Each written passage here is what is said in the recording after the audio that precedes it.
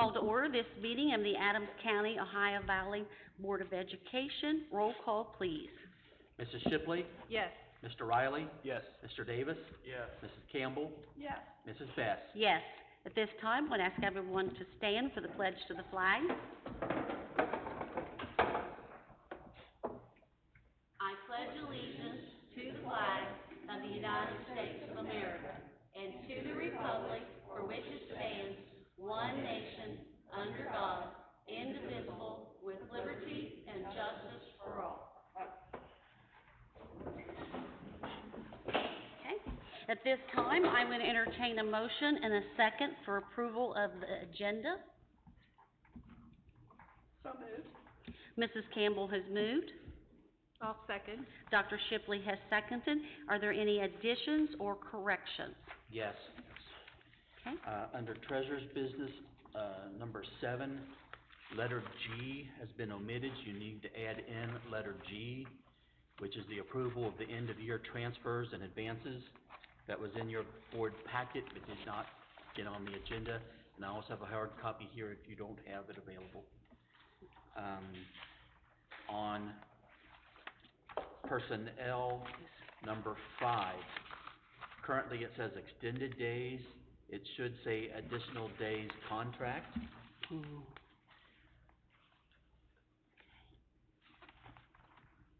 On number 6, Roger Pence needs to be pulled out and voted on separately as item number 10 at the end of personnel. That is the only changes that I have. Okay.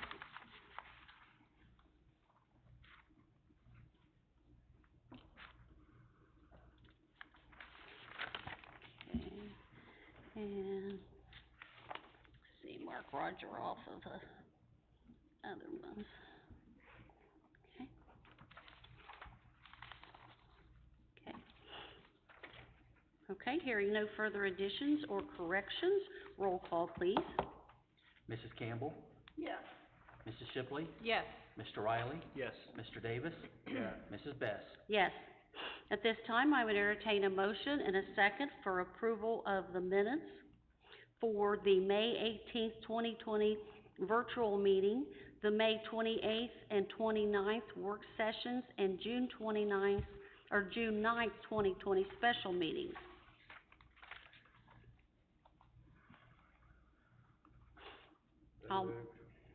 Mr. Davis has moved. I'll second. Are there any additions or corrections to the minutes as read? Hearing none, roll call, please. Mr. Davis? Yes. Mrs. Best? Yes. Mrs. Shipley? Yes. Mr. Riley? Yes. Mrs. Campbell? Yes. Okay, next on our list is student achievement. I don't believe we have any students this evening to recognize. Student staff recognition, well, we do a lot of times at this time. Do we have anyone in particular, Mr. Cease, to pull Well, out? I think the only thing that I would say in terms of staff recognition is that at a later date, I know things have kind of been fast and furious with Greg and Brian and all with the retirements. Mm-hmm.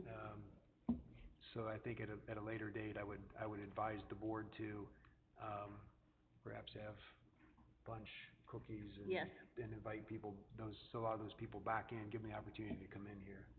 So, yes. Because there is a lot of recognition, and you can see from some of the names on there, it's a little bit alarming in that there's a lot of wisdom there, a lot of experience that will walk out that door, and at the same time, it will be an opportunity for somebody else. So, yes. Yeah. Going to be a lot of people that are going to be very much missed.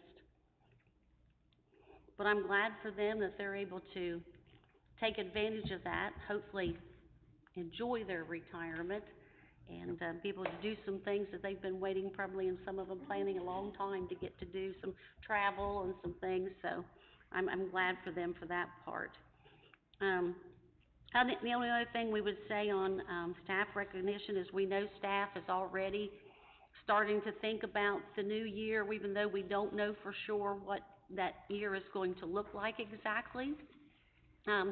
We heard from the governor's office that we are supposed to have guidance within this week. Is that correct? Yes, ma'am. But we haven't heard anything yet, so we are still waiting. But we are trying to, start looking at some broad plans, you know, okay, Plan A, Plan B, Plan C. We've already met with Dr. Hablitzel, our county health commissioner, and, he has been very willing to work with us, understands the need to get the children back in the building, and, you know, all of the things that we have to consider about how we'll have to do that and do that safely, but it's going to work with us on, you know, developing a plan that will get the kids back to school as many days as we can and still, you know, try to provide a safe environment. So we are trying to move forward, but there's a limited amount of what, you know, we can do until we get that final guidance. But I know that the teachers are already planning and working. They're already thinking ahead. Okay, if we get to come to school 5 days, this is what I'm gonna do. Now I've gotta be prepared if, you know, we are once again called for some distance learning. So just recognize our staff through all of this. Everybody has really pitched in and worked together to try to do the best for these kids, and they've really done us proud. I think a lot of people, have a new appreciation for teaching and what teachers do at school and how important that time, in the school building is. So that's one positive I think that will come out of this, is that people will have a little better understanding of that.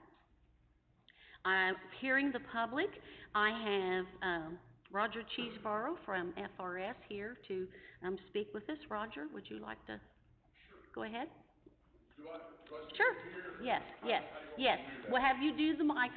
Please speak into the mic so that we can have you recorded for the virtual meeting. Okay, that's great. Again, I'm Roger Cheeseborough. I'm the CEO of Family Recovery Services. Our agency works together with schools to provide programming that we call Connections.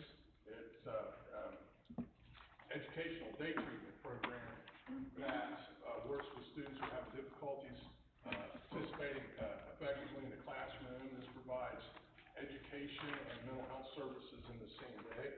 What I want to do is, I would like to give you a kind of introduction to the history, real brief history. This is not going to read like a history book, I promise, of the agency and its evolution to where we are now. Our program director, Maynell Wallace, of the Oliver Connections program is here, and she will talk a little bit about the handout that we've shared with you, to talk a little bit about the outcomes that we've realized with the Oliver Connections program. The Connections programming began with Family Recovery Services in 2005 in Hillsborough. This started in a very small way, 5 or 6 students in the back of our treatment building on Chillicothe Avenue. The special ed director at Hillsborough City Schools and our administrative staff at the time came together to bring this program online. That program was in that site for 3 years. It outgrew the space in that length of time. They moved, we purchased a building from the schools just up the street from where our offices were there at 149 Chillicothe Avenue. And we have served as many as 32 students in that location in Hillsborough. We serve several school districts, primarily contracted with Hillsborough City Schools for the educational services. Our agency provides the mental health services. We have students attending that program from Eastern, Ripley, Miami Trace. I think we've had Chillicothe students, and other school districts in the area whose names escape me. I didn't create a long list. And in that time frame, there were students from the Ohio Valley School District that were attending that school. In the time prior to coming to Adams County with the Connections program, we provided services to 4 students from the Ohio Valley schools. In conversation and discussion with the administration at that time, they thought it would be beneficial to the students and physically to the school district to move the programming I believe, I don't recall the particular numbers, but the school district was spending somewhere in the neighborhood of $250,000 to $300,000 transporting those students, 4 students to Hillsborough. We moved, the program, opened the program at the North Adams, school site in 2014. We started that program with 4 students. In the beginning, I think they added 2 students, very quickly. After that, we were at the North Adams location for the 14-15 and the 15-16 school year. At that time, we began discussion about the move to our current location at Oliver. The Oliver building came up. We've been there since the 2016 school year. This year, as we all know, has been a very interesting one. We had about a half a year of school. I believe when the students went home, we had 15-ish students. Maynell will talk a little bit more about that. At this point in time, one of the things that I will share, and I will let Maynell talk a little bit more about this, we've had discussions over the last couple of years with Tracy and the other administrative staff about the needs for younger students. We have made arrangements to begin providing programming for K through 2. The current program has and still is providing services to students in the 3rd grade to graduation from ages 8 and up. The need has arisen for services for children K through 2, so we've been able to accommodate that. This is something we've talked off and on about over the last few years, but it's kind of now come to fruition with Tracy's desire. So with that said, what I'm going to do is I'm going to let Maynell talk to you a little bit about the outcomes that we brought to share with you, and she can tell you a little bit more about where we are with the K through 2 program. And we'll let Maynell come out.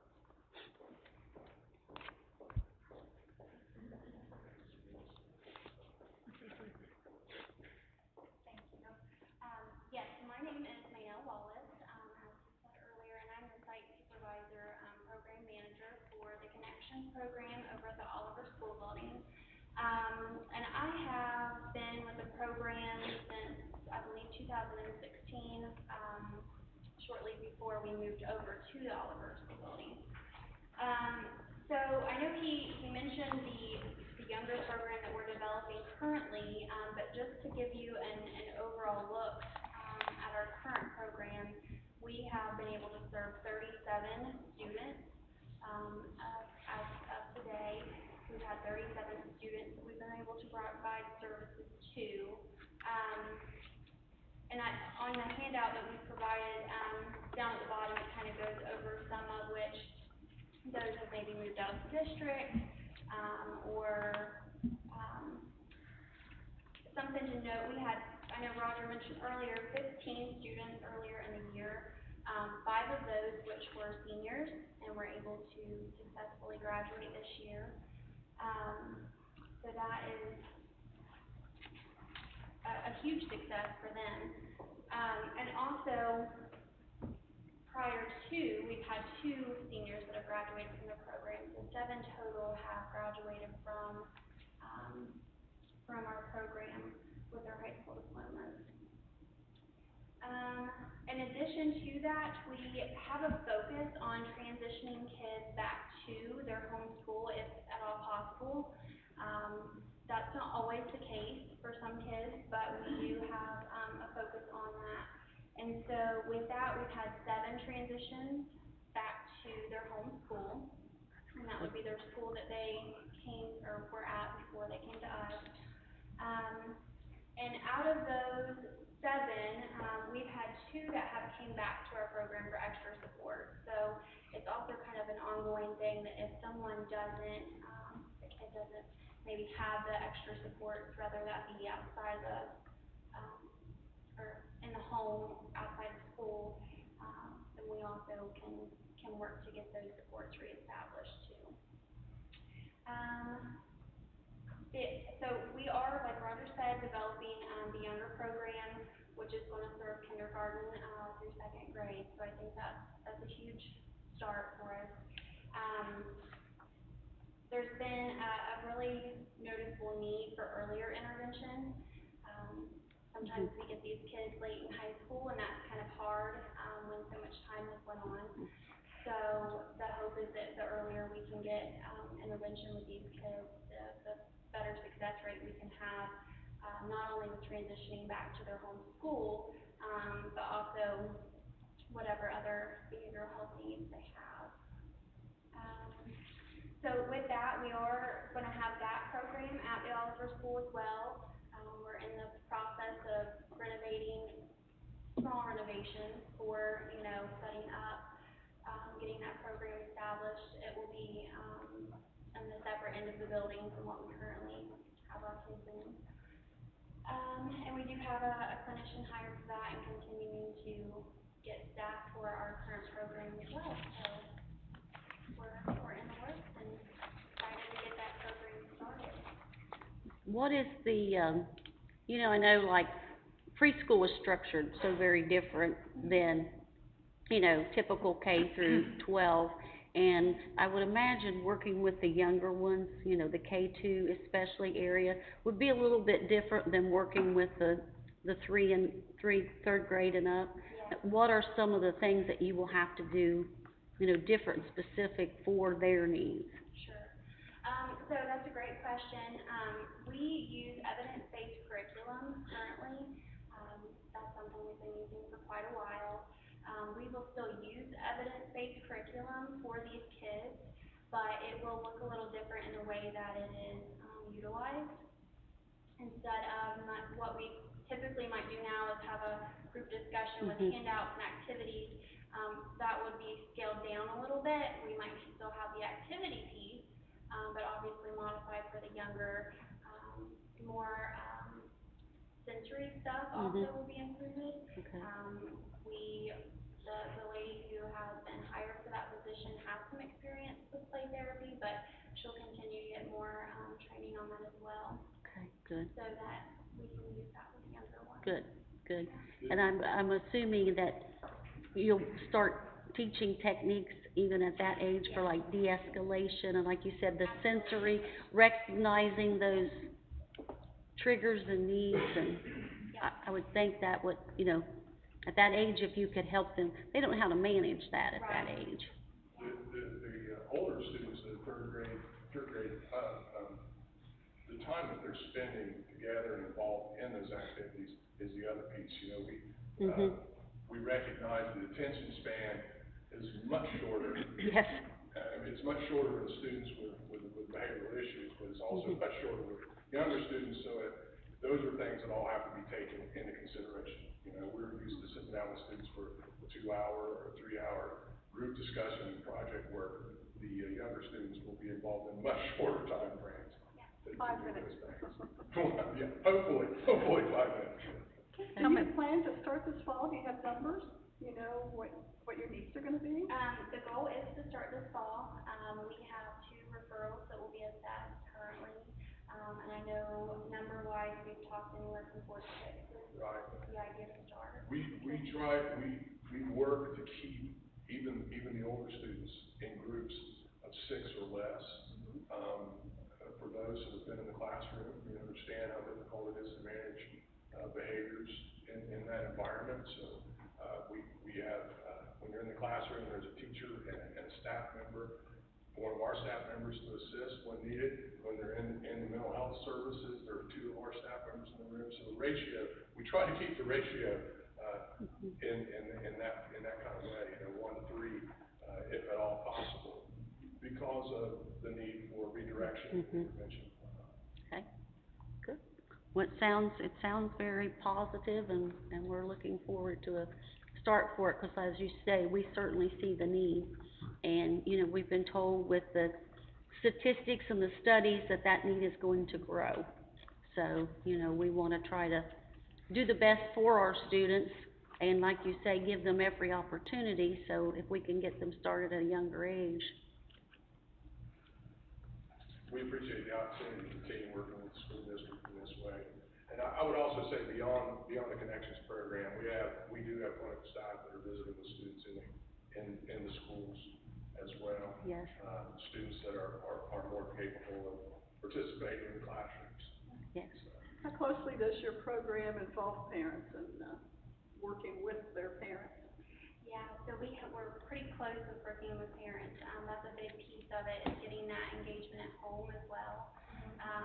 We only have them for a limited amount of time during the day, so, our staff are making weekly contact, if not more, with the parents to engage them, to let them know, what might be going on, if there's any kind of struggles, that they're having in the program, as well as checking in with the parents to see if there's maybe, stressors that are going on in the home that might be causing some of the behavioral problems. We also do what we call a daily behavioral report, and that's a form that the kids are able to put goals on each day, and we track their behavior on that with points, and we send that home each day so that the parents can even get a visual, and we can write comments and stuff on there, to even have a daily check-in with that. The students have input not only in the goal setting, but also in evaluating what happened for the day and what they might do better, or how they might improve, No, that's those good. kinds of things. So, That's good. one of the big discussions that we're at was, how do we do that with a K through 2, you know? Yeah. How do we, Yeah. we gotta make less goals, less to talk about it. It's Yeah. really an interesting transition. Any other questions? You'll learn a lot from them.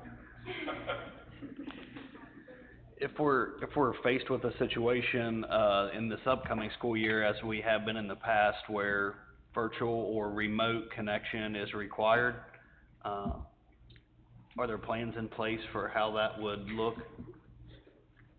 There are not any solid plans in place. There's been some discussion. You know, nothing solid. I think with the size of the student population that's in this program, and the needs that these students present, and you know, them being in school as much as possible is going to benefit them. Again, I would point out, even if we had an enrollment that approached 25 to 30 students, and that's a very optimistic outlook, we're still going to maintain 6. They're going to be in 6s, so it's easier to manage. The distancing's easier, will be easier that way. Not just with behavioral management, but it's going to work that way. We have not had a final discussion. There have been very, very preliminary discussions between my staff and the special education staff about those possibilities, but not knowing what lays ahead, you know, we'll have to adjust. We have been with our adults, we have been providing telehealth services, but that is not going to be as effective a tool, particularly as we come down the age category. Adolescence is one thing, even elementary and middle school is even tougher, and I would say that would be almost impossible to engage younger students at the K through 2 range in that way. So there'll have to be a lot of thoughtful discussion about that and planning. Thank you. Okay, thank you very much. Thank you. And next on our agenda, we have from the SOSESC, Kim Adams. Kim? Evening. I first want to thank Mr. Steves and the ACOB Board of Education for placing us on your agenda to provide a year in review. This year in review that we have, that we're going to be playing the video for, is basically going to highlight what our focus has been as far as supporting students, educators, and administrators this past year. We usually get to present at our March banquet. Unfortunately this year, as we all are experiencing, we had the COVID-19 pandemic, and so that changed things. And so we've been seeking guidance and support from districts to show them, can we highlight what educators from your districts have been engaging in their professional learning, in the ways that we are supporting students as well, because that's our main why, right, in our work in the field of education. So as you watch the video, it's a short video, approximately 5 minutes. Please feel free to ask any questions. I will make sure to provide time at the end if there are questions that you have about anything that you observed in the video. My name is Kim K. Adams. I am a school improvement consultant at Southern Ohio Educational Service Center. And we are located in Wilmington. We also have an office located in Hillsborough as well at Region 14 Football Center. And so we serve 4 different counties. So we have Adams, Clinton, Fayette, and Highland counties that we're serving. So we try to support educators with those needs. And as you all know, as needs change, sometimes that change comes about through legislation, and sometimes it's much needed change so that we can better support students in the classroom. So without further ado, I will go ahead and play the video for you.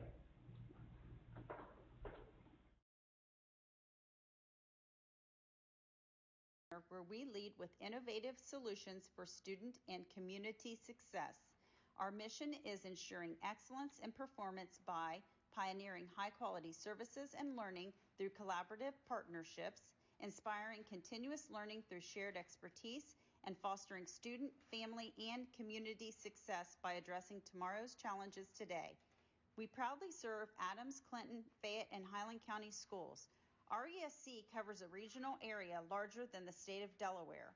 In this video, we will highlight some of our endeavors through the year. Our goal is to continue to meet the needs of the 199 administrators, the 1,698 educators, and over 23,000 students in our region. We are proud to serve you.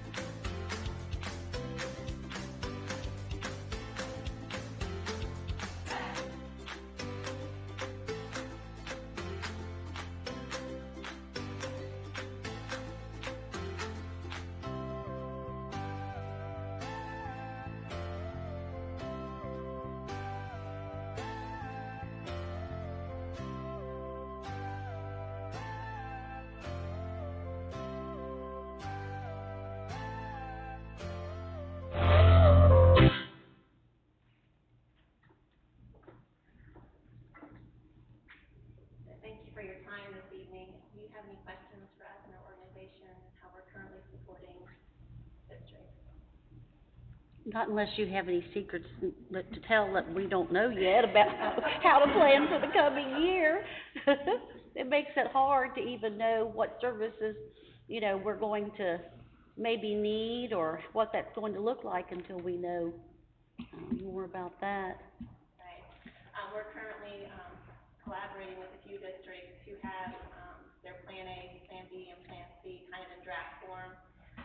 And right now, the key focus is to work with, teachers to better support them, for whatever may be. So is that gonna be remote learning, hybrid, and so Yes. forth, so. Okay, that sounds good. Yeah, that's our focus for right now, for And the summer. are your A, B, and C, I know when we discussed with Dr. Hablitzel, he suggested that we, work on developing an A, B, and C. A, for, plan on a typical school week, typical school day, with mask and social distancing, extra sanitation, those things all in place. B, in case school starts back and we get 1 or 2 cases, not enough to maybe, stop school, but maybe what we would do to step up, mitigation. And then even a C, that we start back to school and everything goes on for several months and we have no issues, that we might even be able to lessen some of the mitigation, parameters, for students. Is that kind of? Yes. Okay, Yes, very and similar. so that communication, I heard earlier that communication is so important, especially now we realize how important, effective communication is. So that constant communication and collaboration with districts is key, so that we know where they are in their draft plans, and so then we adjust. So our plans adjust too as well. So how can we best support and prepare for whatever the unknown is, starting the school year? Absolutely. I'll give the example of, Kim, with the OTES 2.0, 1.0 versus the 2.0 decision. Having that discussion back and forth. Do we stick with 1.0? Do we go with 2.0? And of course, we've made the decision to go with the 2.0. That was very helpful. I think ESC has been very helpful in guiding discussions and having virtual meetings. I appreciate Beth setting that, and you guys all setting that up. One of the things, and I probably have mentioned this to the board, is looking at I saw an email from Kurt Bradshaw today from the ESC regarding the elementary program, because there have been a few phone calls where people are inquiring about putting their kid online. I know Beth has worked with the Fairfield County ESC superintendent up there, Marie Ward, and so Mrs. Young for us and Lisa Toole for us has looked at that as an option if somebody wanted to choose that. But that's something that's set up by your ESC, and it's nice to have that resource. That communication you're talking about when you said that's very helpful, because sometimes you feel like you're on an island out here all by yourself, and it can be a little bit lonely. So, and we're different than everybody else. We're just a little bit different. We think we're a little bit more special, but hey, what do I know? I'm a little biased, but yeah. Yeah, we were disappointed we didn't get to have our March meeting. I was so excited to have our, steel band come and play this year. I was so excited to highlight them. So tell Beth, mark us down for this coming.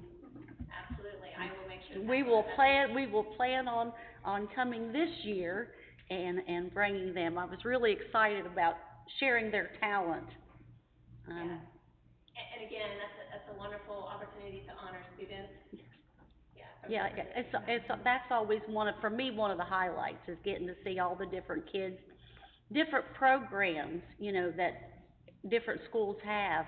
Some of them have amazing, choral programs, or, the one even had like a dance group that came, and it's just neat to see the kids, like you say, for them to have the opportunity, and for us to see that there is a lot of variety as well, so we just look forward to that part. I will make sure that's one of them, so that's definitely. Okay. Thank you for your time. Thank you, Kim. Thank you.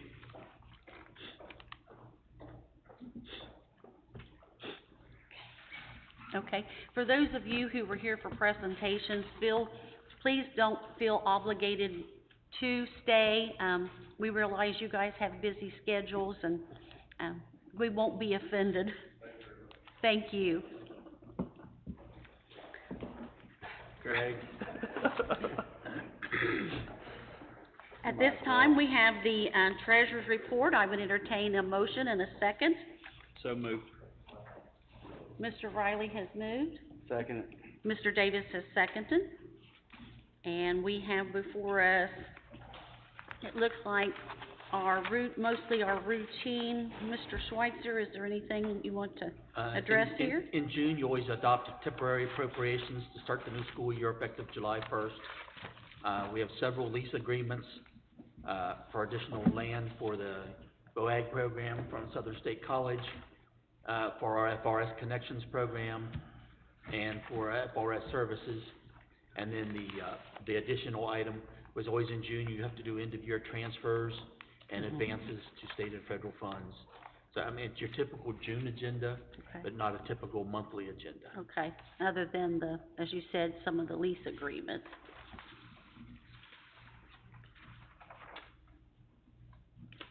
Anyone have any questions or comments? I'd like to say thank you to Mr. Seas for reaching out and, creating that partnership with Southern State. Yes. I think the corn's up. Gives an additional opportunity for our students, huh? Yeah. 15 acres, yes. So they don't get the summer I'd say off, the do they? partnership Yeah. is the bigger win than the corn, you know, it's Yeah. nice Yes. Yep. How many acres? to work 15? together. Yeah. How many acres? 15. 15 listed there.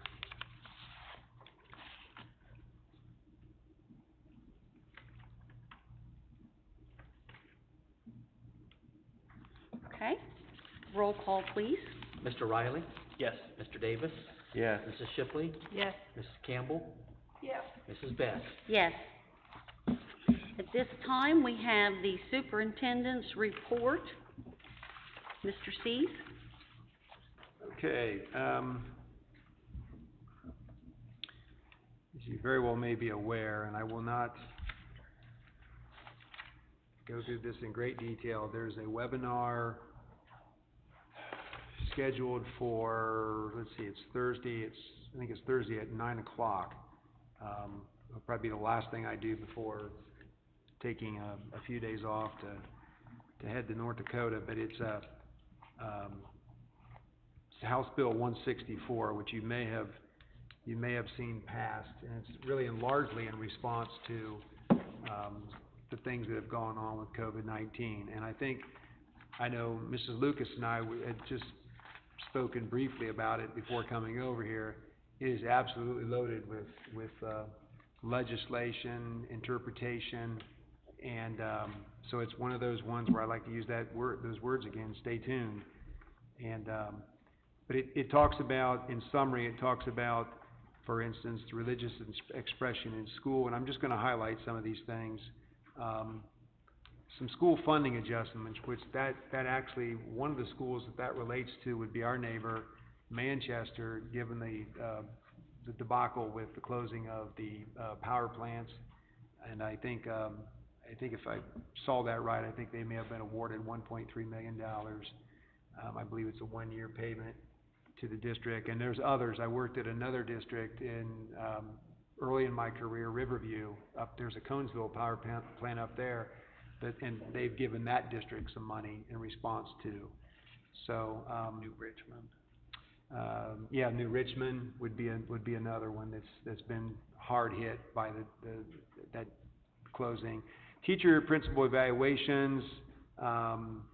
You know, a lot again, for instance, I'd use an example, third grade reading guarantee, you know, for the 2021 school year prohibits a school district or school from retaining in third grade a student who does not attain a passing score in the fall administration of third grade English language arts achievement assessment under special conditions. So again, this is in response to students where we missed 10 weeks of school. We were out on March 13th, I believe it was. So this bill, that's really what, just to bring to your attention, and it'll be talked about more at a later date. But I think it makes much of this makes sense. It's in response, I believe this was put on by Representative Ginner. So, you know, I guess it's safe to say that people are listening. I saw that our local representative had participated in sponsoring this bill too, and Mr. Baldridge. Mr. Baldridge? Yes. Can we get a copy of that? Sure, yeah, Rich? this is just I'll send you, I can Yeah, if you send you would, that please. bill analysis, and Yeah. then you got it, it's right here, you can see that. Am I correct that that includes a 6% reduction in foundation funding, if that's passed? House Bill 164? Yes, I believe so. Yeah, but, Which compared to some of the scenarios that we're, right, considering, wouldn't be as bad, but, Be the 6% instead of the 10? yeah. I mean, still not good, but, That's better than 10, Yeah. yes. Okay, I know as in any, I guess, in any piece of legislation, there's just a lot to work through, so. The other items on there, well, the other item that relates to that, I mentioned earlier, is the OTES 2.0, and I think, and I would have Mr. Grooms explain, talk about that, but in that switch where we've gone from 1.0 to 2.0, it's been quite a challenge, rather, I know I perhaps misunderstood how much time I needed to go through the training, so, nothing like waiting for the last minute, but I got through it late Saturday, spent a full 2 days on it. And there is, you know, when some of the people that I know are very, very proficient, struggle with it, such as Lisa Toole, where she's pretty good at that, you know it's challenging. So, but our administrators have gotten through it, so I think it's safe to say we'd be ready for 2.0. and when does that begin? 2.0? Supposed to begin for us next year. Okay, is it And, next year? yeah, Okay, we'll have to sign off on an MOU. okay, So, okay. so there'll be a little bit of work to do and an understanding. We've had those discussions up front with leadership as to why we're doing what we're doing as it relates to, the evaluations and the cycles. Be a process and, Yeah, because if we would've stuck with 1.0, it would've been, everybody would've been thrust into a full evaluation, which nobody wants that. That would've been, Robin, am I correct? That would've been a lot of work? A lot of work. a lot of time, yeah, Nobody a would've lot been of happy. time. Yeah. So there's the other thing that's listed down on there, those agency agreements, that we've done in the past. And as it relates to education, I know it's not on here specifically, but I'd ask Mr. Grooms, could you update us, just briefly on the changes for OHSAA and where we are right now and what you've communicated to the staff regarding athletics? There was a earlier stage, the first stage that came out from the governor's office where, sports were allowed to resume. With that, we had a, form that we had to use that would document each and every player that they showed up for whatever activity it may be. They would ask, it was approximately 6 questions that would be asked of the student athlete. And I've been around anybody that's had COVID-19, and so forth, or if you feel how you feel. In addition, that if our staff, all of our students their temperatures was taken as they entered the facility, that had to be documented as to their actual temperature. It went over well. I mean, I think our athletic directors, along with our principals and stuff, welcomed it because everybody anxiously wanted to get back to some type of normalcy that we used to do in the summertime. So that was the first stage, really went well. And then email out with the guidelines itself, and then Mr. Steve and I, specifically looked at certain things that we wanted to make sure, that happened. They came out now with this next stage, and in this stage, they allow now contact, so that more students can be in there. Now we can actually have scrimmages. Those scrimmages, though, however, could only be with our students. We can't scrimmage, any school, one of our schools can't scrimmage Manchester, can't scrimmage White Oak, we can't, just our students. Still, the same protocol of this, you still have to take their temperature, you still have to log them in, who's there, ask the same questions. So our coaches have been educated in that. I told the ADs and principals to make sure that we read this information to our coaches and that it's being followed. The one thing we don't want to do is put us, in a bad situation because we just didn't follow the right protocol. So far that's been going good. I sent out an email first thing Monday morning because they did come out supposed to start. I told them to wait until we review the information given. And after we reviewed it, we kind of fine tuned it, and I put about 3 or 4 highlights in there that we wanted them to absolutely make sure this was happening. One was spectators. We all know that, you know, family members want to come watch somebody, even if they're screaming at each other. We just didn't see that there was a necessity in that, being a past coach in every sport possible. I didn't see the necessity of having, you know, spectators there, so we respectfully asked the coaches and the principals and ADs to not allow spectators at this time. However, if a parent showed up to pick up their child, they were more welcome to come in to get their child than just stay social distancing from, and it's went well. I think so far it's went, kids are excited about being back in the gym and being back on the soccer field and doing what they normally do. They're kids and they want to participate. So, it's went well so far. Good. When does the next phase happen, Greg? There's actually 2 more phases. Okay. And just because I can't remember all of the lengthy documents, the date was, I think, at the end of this month or 1st of July, the next phase. But I can't remember the specifics of it, you know, what that may be. One thing, you know, that probably drives it is high school football. And, you know, so that's huge. You know, and I already seen there was a school district, Centerville, I think it might have been, that had a student that took the COVID-19 on the football program, and so now they stopped and quarantine and going through another process. So really, that part's discouraging when you see it, because our kids need it and we want our kids to do it. But there's just so much. So, if you guys want me to, I can send you the information I sent out to the ADs and to the principals. If you guys want that, I'll send it out tomorrow. The first phase, the second phase, what went out to them. That would be nice to see, just to know what the guidelines are. Okay, I'll send that to you. Okay, thank you. All work. Yeah, thank you. Okay, anything else? No, not on that. Pardon me? No. Okay. Not on that. The next portion is education, curriculum, and instruction. I would entertain a motion and a second, please. So moved. Mrs. Campbell has moved. I'll second. Dr. Shipley has seconded. Is there any discussion? We have our local education agency agreements, that's with, Adams Brown Head Start, Adams Brown Board of Developmental Disabilities, Adams Brown Early Interventions, Highland County Board of Developmental Disabilities, and Highland County Community Action, Inc., Head Start Program. Are there any questions? Hearing none, roll call, please. Mrs. Campbell, Yes. Mrs. Shipley, Yes. Mr. Riley, Yes. Mr. Davis, Yes. Mrs. Best. Yes. And the next portion on our agenda is facilities, transportation, and security. And I've got an update for you on facilities, if you'd like. I've got, Okay, go ahead. That's Okay. fine, go ahead. Steve got a hold of me today, he knew he might not be able to be here this evening.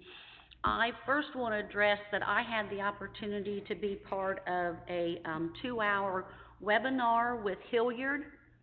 Hilliard is one of the suppliers of, most of our cleaning, supplies for the district. And, they are actually doing there'll be one more webinar. In this webinar, they talked about, all the things for the coming school year, what the needs are going to be, what they're hearing is going to be required as far as sanitation for students, staff, buildings. If the custodians didn't feel appreciated before, they certainly should feel appreciated above and beyond now, because their role in these schools is going to be priority 1 for parents, knowing that we are doing a good job trying to keep our facilities as clean and as germ-free as possible. They were in the meetings, they were able to participate, they were able to give input. It was a lot of back and forth. It was an invaluable meeting. They presented us with some of the ideas of what our numbers are going to need to look like and increase. And we also received a grant. Mr. Schweitzer, jumped on an opportunity early, and we received that grant early, and that has allowed us to go ahead and make some purchases up front so that we can at least know we're starting the school year with a jump start on the supplies we'll need. Hand sanitizers, we've already ordered $800 worth of tabletop sanitizers. In a normal school year, usually for the hand sanitizers on the wall, $1,000 usually would cover at this year, point of the year. We ordered 7,000 this year. Gloves, usually 300 to 400 pairs a year will, pretty much do us, because gloves are only needed a lot of times in special circumstances. This year, we have 2,656 plus on order for this year to start the year. Disinfecting wipes, for whatever reason, I think a lot of the classrooms kind of supplied their own. But for this year, we have ordered $2,252 worth of those to have on hand ready to start school. We've ordered $1,000 worth of mirror clings that we'll be able to put like in the restrooms and stuff, and of course those will be in varying reading levels for the kids to help remind the kids about proper hand washing. $8,000 in antibacterial soap usually would get us halfway through the school year, but we're not even sure this year how far that'll get us, so he's already went ahead and ordered at least that much for us to start. One of the things that we talked about was classroom sanitation and desks. And they have developed this system. It's called a cleaning cart. And on this cart, there are microfiber pads. And it's most everybody's familiar with like a Swiffer. It's that type of system. They will poke it down, get the microfiber pad. They'll go through that classroom. They will be able to sanitize the desk in one classroom. They wet that down, that stays wet. You want it to stay wet for an extended period. They go out, they dispose that into a different container, and then each classroom gets a different microfiber pad, and at the end of the shift, those will all be washed and ready for the next day. So it's a very quick, efficient system, and that chemical that's used on there is the same one that has been proven safe in hospitals. They use it for hospitals, areas like nursing homes, places where people are even at higher risk. And it's safe for children, so there's no issues there. So that's something that could greatly aid our custodians in keeping each classroom disinfected daily. Because of the grant, we were also able to buy enough misting machines that we have one for every building. So each building will have a misting machine that they can go and do high-touch areas. And just an additional thing that we were able to do this year, last year we got the new floor machines for the high schools, because that's one thing, people always want to come into schools and they want to see gym floors and school floors look clean and sanitized. Well, people are still going to want to see that because they're going to still want to feel the buildings clean. And this year we were able to get 3 additional for the elementaries as well. And that will aid them in hopefully, being able to do that job more quickly and more efficiently, because they're not going to have as much time on floor care this year as they have in years past. Hilliard is doing job cards, which will go through all the steps that they have to follow each evening in all the different areas, and this will be especially helpful if we have subs. If we have to have a sub come into the building during this time, they'll be able to look at those job cards, and it will explain to them, this is a chemical you need, this is how you, dilute it or mix it, this is how you apply it. It will give them step-by-step instructions. We're also working on data sheets for the public on our cleaning systems and the chemicals that we use. That way, if a parent comes in and, has a question, says, I'm really concerned, I would like to know what the chemicals are you're using and what the steps are you are using to keep these buildings clean and sanitized. They wanna have that information available so that it can be handed to that parent, and then they can, and then have that, information readily available. So they have done a great job, doing a jump start for us on the cleaning portion already, and like I say, kudos to our staff because they're already on it. They're going to do a, mock school night. They are going to pick a night, they're going to come day and night, they're gonna come in like it was a typical school day. And they're going to go through all the steps that they will need to go through once students are in the building, and time and see how long it's going to take them to complete all these steps, because there is a possibility it may be difficult for them to complete all those steps. As a matter of fact, I would be surprised if they can. So the main thing when we come back to school, cleaning and sanitation is gonna look different, more than it ever has before. It's going to become everybody's job. We're gonna have kids all through the school day, and there's gonna have to be some extra measures taken through the school day to help keep, things sanitized and clean as well. And after they kind of get an idea of these things, they will give that to Hilliard, and then Hilliard will help them work with ways to see if there's ways that they can shorten or curtail, areas to make the job process go smoother, and help them work with that as well. So after all of this happens, they'll have the second webinar with us, and then be able to help us, give us an action plan, to move forward there, so. Okay. I think, I listened to part of that meeting and was, interrupted, and I know Charlie was on that. I've since spoken to Steve about it. I think from that discussion, and I know there's plan A, and there's plan B, and plan C, and what we're doing right now is breaking it down in each area. So for instance, Mrs. Bess's recap of what we're gonna do for cleaning is, I think you can see that we've got a pretty good handle on what we need to do. Now that, we haven't talked about, for instance, the buses, when the kids sit on those buses, that there's gonna have to be a routine, a procedure put in place for that.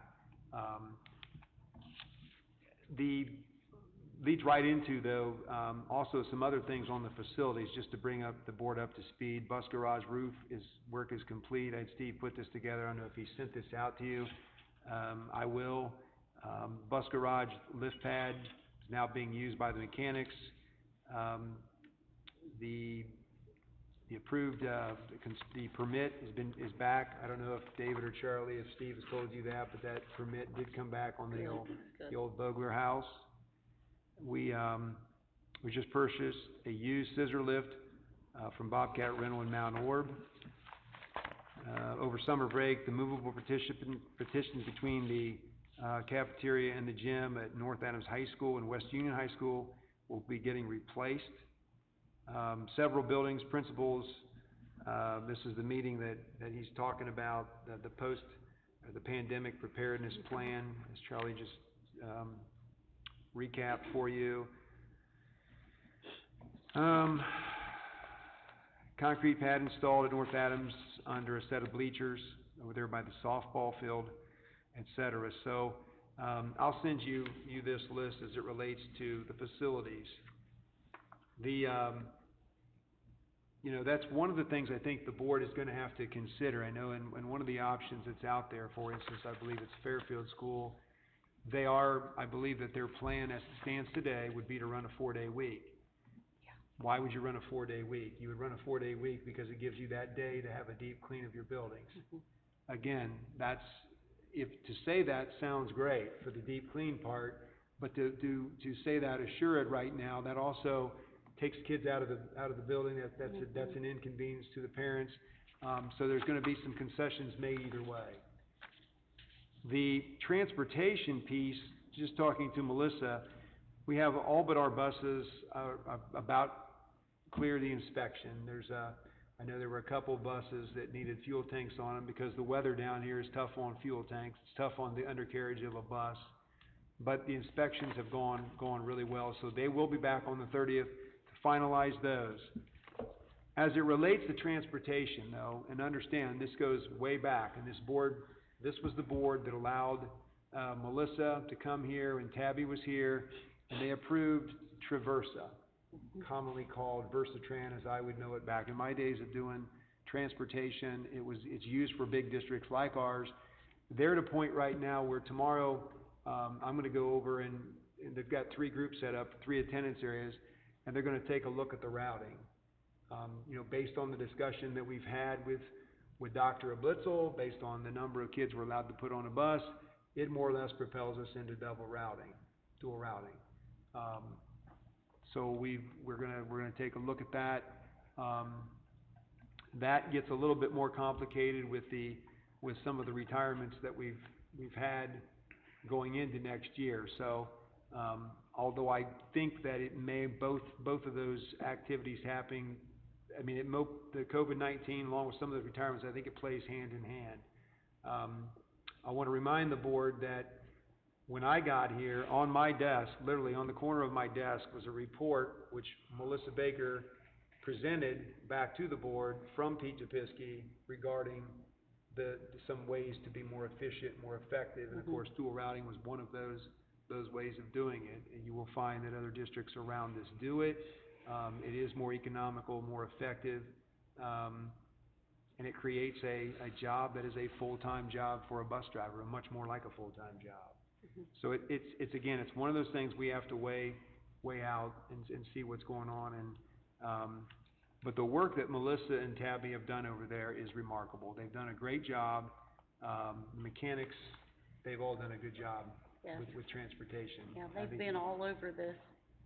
I think, if you get a chance, you can certainly thank them. So, in terms of security, Mr. Parker, you took me out to a range, allowed me to show you my marksmanship skills, and I think you were somewhat, if I may brag a little bit, somewhat impressed. But You done a very good job. well, thank you. We got the opportunity to have some training, both live fire and scenario based within the schools for the last couple of months. Of course, the school resource officers being working at the sheriff's department at this time of year. We do have a few other training scheduled for July. Myself and SROs and Mr. Putnam as well at TI. Everybody this month has been through virtual, if you would, virtual use of force scenarios with simuation type of weapons and stuff like that. And there will be definitely some more training to come with use of force scenarios as well. The Adams County Sheriff's Department actually reached out to me at some point in time within the next month, I'm assuming, to maybe utilize some of the facilities for hands-on tactics training. So that's yet to be determined, but I just wanted to note that they're looking at that as well, which would be great. I would think that would be very good. Absolutely. For us and them. I'm sorry? For us and Yes. them. Sure, absolutely. Additionally, I just want to give a shout out actually to the Extended Police Department, People's Police Department, and the Sheriff's Department for patrolling the facilities in the evening and night, which they have found some doors and windows that were popped open, whether it be by people or wind, that they were secure. I did facilitate some signage at some doors, reminding people if they use the doors, make sure they're secure at the time of they leave. So I addressed that. But other than that, all's well. Good. Okay, thank you. Okay, this time we are to the portion, for executive session if needed, and we do have need of executive session, this evening for, G1, and is there anything else that anybody needs to add?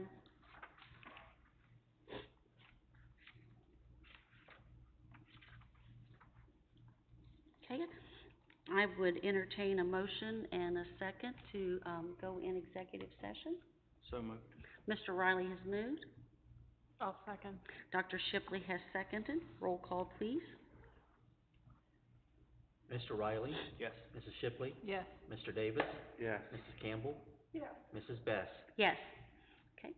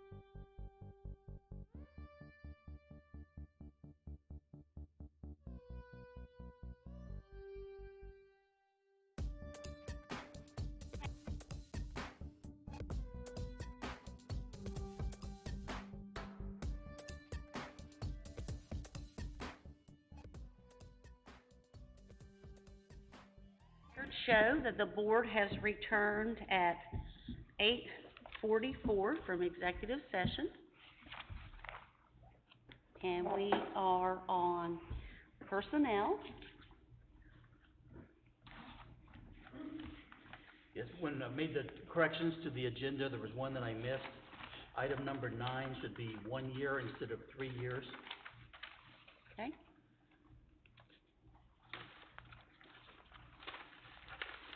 Any other additions or corrections at this time? Hearing none, roll call, I please. need a first and a second. Oh, I'm sorry, I need a first and a second. I'll move. I'll second. Okay.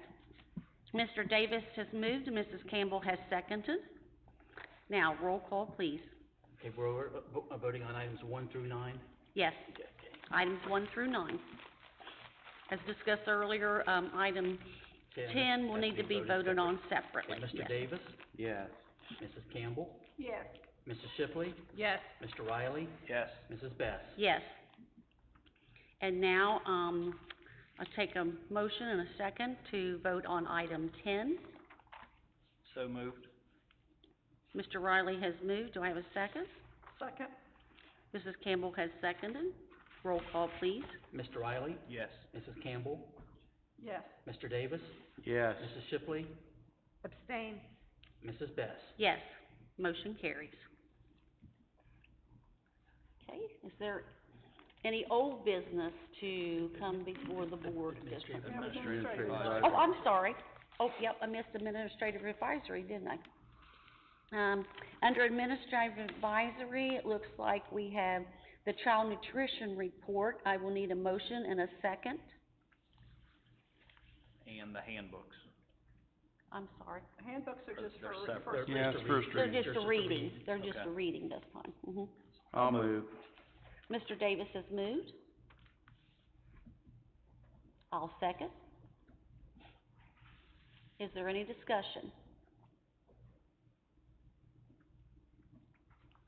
Food service is one of the, or child nutrition is one of those areas that is gonna be greatly in flux depending on how we reopen. Anywhere from full service like it had been to grab and go. And we have plans in place for whatever we're allowed to do. If the 6-foot distancing has to happen, or if that is relaxed, anywhere from eating in the cafeteria, the gym, and the adjacent all-purpose room, to least favorable but have to eating in classrooms. And we're again waiting on guidance on that, so. Okay, any other questions or comments? Hearing none, roll call please. Mr. Davis? Yes. Mrs. Best? Yes. Mrs. Shipley? Yes. Mr. Riley? Yes. Mrs. Campbell? Yes. Okay, now we are to old business. Is there any old business to come before the board this time? I saw where Allison Bear received the Walter, tell me what the last name is. Franklin B. Walter. Franklin B. Franklin Walter, Walters. Scholarship for our district. Yes. She's quite an accomplished student and has a wonderful opportunity ahead of her. Yes. On Friday afternoon, in the mail, the Pepsi check came for scholarships. So, the question was put to me to ask the board, should we just roll it over and give extra scholarships next year since all the kids are gone and cannot apply?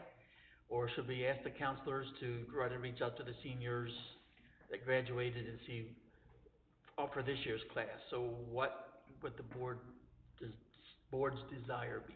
I feel like the opportunity should go to this year's seniors. Okay. I agree Are with- those I agree with applications in the counselor's office? Do you suppose there are any applications that have been filled out or Yeah. not? None had been filled up because the money had not came. Okay. Is everybody else in agreement with that? The applications come to the treasurer's office? Yeah, I think it should go to this year's seniors. Yes. I agree. Okay, yes. So I think we're all in agreement that we should reach out to this year's seniors. They've missed out on enough. Yes, we don't Give want them them the to Pepsi miss an money. opportunity there.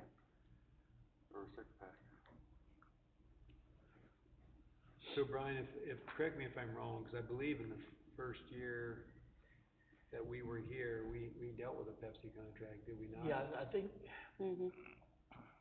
it's $1,000 scholarship for each high school, I think is what the amount was. Mhm. But also, what I'm saying is I think that Oh, we. It's just about time for the Pepsi contract to be negotiated again. Mhm.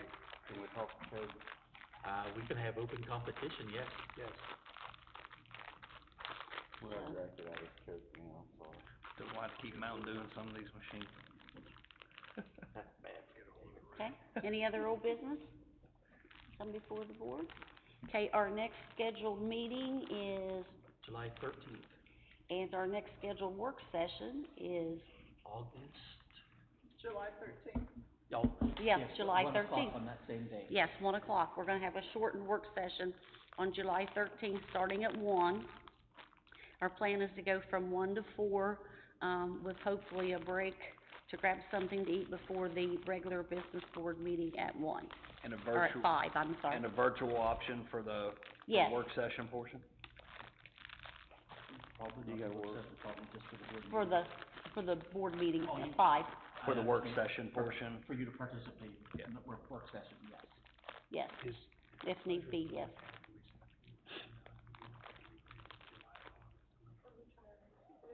Okay, anything else? yeah, just to follow up from an earlier comment regarding the, a reception for retirees, Yes, when would you like that, at the July 13th meeting or at a later meeting? I don't know what time. July 1st, we'll have the full list, right? yes.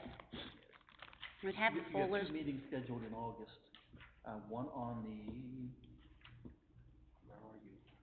Should we open that up to any previous district retiree? I think it would be from this year. from this year. We usually do one each year. So anybody that you accepted since the first of the year, Mhm. would be invited to the reception. And we'll have all of those of us as of July 1, correct? So we need to.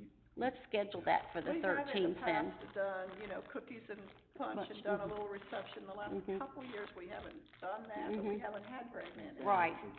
I think this year we certainly have enough to warrant, Yeah. to warrant a little celebration to be Robin able always to say made the goodbye. plans, but somebody else will have to make the plans. I know. So let's plan that for the We won't 13th. make you plan your own party. They have a finance committee meeting sometime before the 13th. Okay, so. For the 5-year that'll be- forecast? As soon as we know the cuts. Okay, keep pushing for that, to find out, you know, what the governor's up to. Okay. If there's no other business coming before the board at this time, I would entertain a motion for adjournment. So moved. Mr. Riley has moved. Do I have a second? I'll second. Dr. Shipley has seconded. Roll call, please. Mr. Riley? Yes. Mrs. Shipley? Yes. Mr. Davis? Yes. Mrs. Campbell? Yes. Mrs. Best? Yes. Meeting adjourned. 7:52. Yeah, we can't 7:50.